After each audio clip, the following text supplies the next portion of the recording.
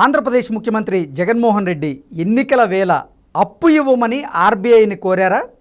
పైసా లేదు, అప్పు ఇవ్వలేం అంటూ ఆర్బీఐ జగన్మోహన్ రెడ్డికి హ్యాండ్ ఇచ్చిందా అంటే అవుననే సమాధానం ఇస్తున్నారు కొంతమంది రాజకీయ విశ్లేషకులు.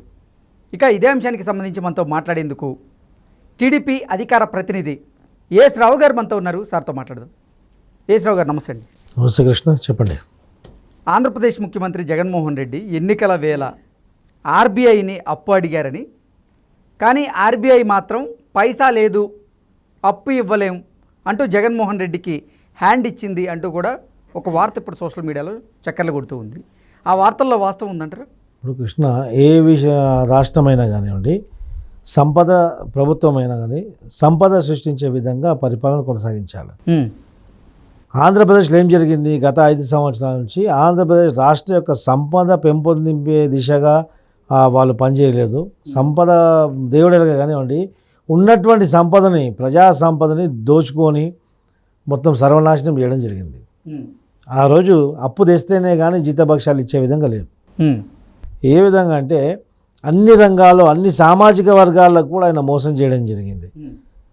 ఫెడరేషన్స్ని కార్పొరేషన్ చేసి ప్రతి కార్పొరేషన్కి ఇంత ఫండ్స్ వస్తాయని చెప్పేసి ఆ కార్పొరేషన్స్ల పైన కూడా లోన్ తీసుకొచ్చాడు. ఆ కార్పొరేషన్ సంబంధించి ఏ సామాజిక వర్గానికైతే ఆ కార్పొరేషన్ పెట్టాడో ఉద్దేశం అది పెట్టాలో ఆ సామాజిక వర్గానికి ఒక పైసా కూడా ఇవ్వకుండా అన్నీ నీ సొంత పార్టీ గురించి, నీ యొక్క పబ్లిసిటీ గురించి, నీ యొక్క పథకాల గురించి, ఈ సంక్షేమ పథకాల గురించి నువ్వు అన్నీ పనిచేసావు. అదే కాకుండా ఇంకో పన్నాగం ఏం పన్నాడంటే ఎక్కడెక్కడికి వెళ్ళి అప్పు తెచ్చుకోవాలో అన్ని విధాల అప్పులు తెచ్చుకున్నాడు. ఇప్పుడు అప్పులు అనేది పుట్టని పరిస్థితి అక్కడ ఆంధ్రప్రదేశ్కి అయిపోయింది. అదే కాకుండా రీసెంట్గా ఒక పెద్ద దుర్మార్గాన్ని ఒడిగట్టాడు. ఒకవేళ మళ్ళీ జగన్మోహన్ రెడ్డి వస్తే మాత్రం ఈ విషయం జరుగుతుంది ఖచ్చితంగా ప్రజలు ఆంధ్రప్రదేశ్ వదిలిపెట్టిపోయే పరిస్థితి వస్తుంది. ల్యాండ్ టైటిలింగ్ యాక్ట్ అని చెప్పేసి ఒకటి తీసుకొచ్చింది. అవును. దాంట్లో ఏంటంటే నేను వ్యక్తిగతంగా కొనుగోలు చేసినటువంటి భూమిని ఆ దస్తావేజులు నాకు జిరాక్స్ కాపీ ఇచ్చేసి ఆ దస్తావేజులు ప్రభుత్వం దగ్గర పెట్టుకోవడం ఇది ఒకటి చెప్పిన కథ. సర్టన్ పీరియడ్ వరకు ప్రభుత్వం దగ్గర పెట్టుకుంటాడు. 5 సంవత్సరాలు 4 సంవత్సరాలు ప్రభుత్వం దగ్గర పెట్టుకుంటాడు. అప్పుడు ఒక డాక్యుమెంట్స్ చేయాలంట. అంటే డాక్యుమెంట్స్ చేయకపోతే 5 సంవత్సరాలు వాడు ఓన్కి అమ్మొద్దా? వ్యక్తిగతంగా కొన్నటువంటి భూమిని, ప్రాపర్టీని నా వ్యక్తిగతము, నేను ఎప్పుడైనా అమ్ముకుంటా, ఎవరికైనా దానం చేసుకుంటా, నా ఇష్టం కదా.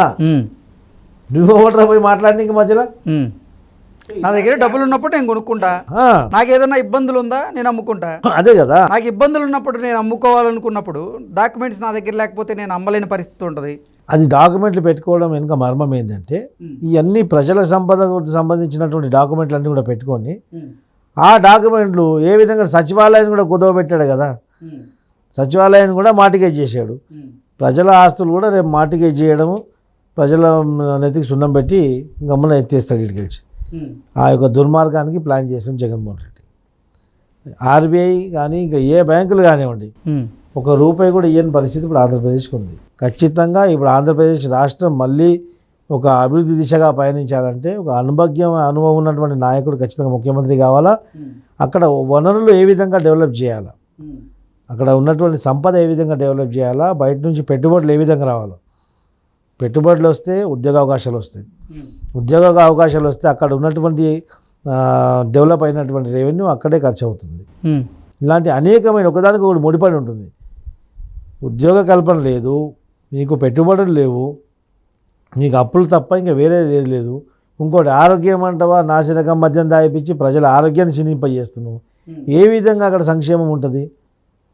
సర్వనాశనం తప్ప సంక్షేమమే లేదు ఆంధ్రప్రదేశ్లో. ఈ విషయాన్ని ఆర్బీఐ కూడా గమనించింది.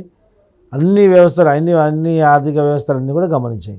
ప్రపంచ బ్యాంక్ కూడా ఈరోజు ఆంధ్రప్రదేశ్కి కన్నెత్తి చూసే పరిస్థితులు లేదు. అలాంటి అధోగతి పాలించాడు. మొత్తం యావత్ దేశంలో 24 రాష్ట్రాలలో అంత దరిద్రానికి దిగదాచినటువంటి రాష్ట్రం ఏదంటే ఆంధ్రప్రదేశ్గా మార్చాడు. అంటే సంపద లేదు అనేటువంటి, సంపదని సృష్టించట్లేదు అనేటువంటి ఉద్దేశంతోనే ఆర్బీఐ ఇప్పుడు ఆంధ్రప్రదేశ్ ప్రభుత్వానికి అప్పు ఇవ్వడానికి వెనకాడుతోందా, లేదంటే అసలు అప్పుల రాష్ట్రంగా మారిపోతుంది, ఇప్పుడు అప్పిస్తే ఇంకా మనమైనా పెనుభారం పడేటువంటి అవకాశం ఉంటుందని భావించి ఆర్బీఐ ఇప్పుడు జగన్మోహన్ రెడ్డికి హ్యాండ్ ఇచ్చిందా అంటే ఏం చెప్తారు? కృష్ణ, అప్పుల రాష్ట్రంగా మారిపోయింది, అది అందరూ చూస్తున్నారు, ప్రజలు కూడా గమనించారు. మీకు అప్పులు తీసుకుంటారంటే మీకు ఒక 100 రూపాయల ఆదాయం వస్తున్నప్పుడు మీకు ఒక 80 రూపాయలు 50 రూపాయలు 80 రూపాయలు మ్యాక్సిమం అంటే 90 రూపాయలు అప్పు చేస్తారు గత్యంతరం లేని పరిస్థితుల్లో. నీకు ఆదాయం 100 రూపాయలు ఉంటే నువ్వు 2000 రూపాయలు అప్పు చేసి కూర్చుంటే నీకు ఆదాయానికి ఈ అప్పుకి ఏ విధంగా నువ్వు బ్యాలెన్స్ అవుతుంది? నీ జీవితాంతం అప్పు కట్టే పరిస్థితి లేదు అక్కడ. మళ్ళీ ఇచ్చేవాడు ఏ విధంగా అప్పిస్తాడు? నీకు ఇన్కమ్ జనరేషన్ లేకున్నప్పుడు, ఇన్కమ్ నీకు జనరేట్ కానప్పుడు నీకు ఏ విధంగా అప్పిస్తాడు? నీకు ఉన్నటువంటి రాష్ట్రంలో ఉన్నటువంటి ప్రభుత్వం సంబంధించిన ఆస్తులు, ప్రజలకు సంపద మొత్తం నువ్వు మార్టిగేజ్ చేస్తున్నావు. కార్పొరేషన్ల ద్వారా ఈ కార్పొరేషన్ తోటి నెలకి ఇంత ఆదాయం వస్తుంది అని చెప్పి చూపించి ఆ కార్పొరేషన్ల పైన కూడా లోన్లు తెచ్చావు. ఈ కార్పొరేషన్స్లో కూడా నువ్వు డబ్బులు ఇచ్చే పరిస్థితి లేదు. ఏ అభివృద్ధి కొరకు కార్పొరేషన్స్ పెడతామో ఆ కార్పొరేషన్ అది సాకుగా చూపించి నువ్వు అప్పులు తెచ్చుకున్న తర్వాత ఆ కార్పొరేషన్ నిర్వీర్యం అయిపోయింది. ఇప్పుడు ఉదాహరణకు నాయ బ్రాహ్మణ కార్పొరేషన్ కానీ, రజక కార్పొరేషన్ కానివ్వండి, అనేక కుల సంఘాలకు 100 కార్పొరేషన్స్ పెట్టావు. పెట్టి ఆ కార్పొరేషన్స్ పైన నువ్వు లోన్ తీసుకొచ్చావు. మళ్ళీ ఆ కార్పొరేషన్కి 1 రూపాయి కూడా ఇవ్వలేదు కదా. ఆ కార్పొరేషన్కి ఒక చైర్మన్ ఇంకా బోడీ నామమాత్రానికి. అంటే ఆ కార్పొరేషన్కి ఎంతో కొంత ఫండింగ్ అయితే కేటాయిస్తున్నారు కదా జగన్మోహన్ రెడ్డి గారు. రూపాయి ఫండింగ్ ఇవ్వలే. ఇప్పుడు నేను నాయ బ్రాహ్మణ సామాజిక వర్గ నాయకుని కాబట్టి నాకు తెలుసు కదా. ఓకే, నాయ బ్రాహ్మణ కార్పొరేషన్ చేశారు, అక్కడ రూపాయి ఇచ్చింది లేదు. దానికి ఒక చైర్మన్ పెట్టాడు, వాడు ఒక బండి వేసుకొని తిరుగుతున్నాడు అంతే. జై జగన్ జై జగన్ అని కూడా తిరుగుతున్నాడు అంతే తప్ప ఇంకేం లేదు అక్కడ. జగన్ తోటి ఏ కార్పొరేషన్కి ఏ సామాజిక వర్గానికి ఒరిగింది ఏమీ లేదు. కేవలం అందరినీ వాడుకుంటుండు. రేపు పుట్టబోయే బిడ్డ పైన కూడా అప్పు చేసే దాఖలా కార్యక్రమాలు చేస్తుంది.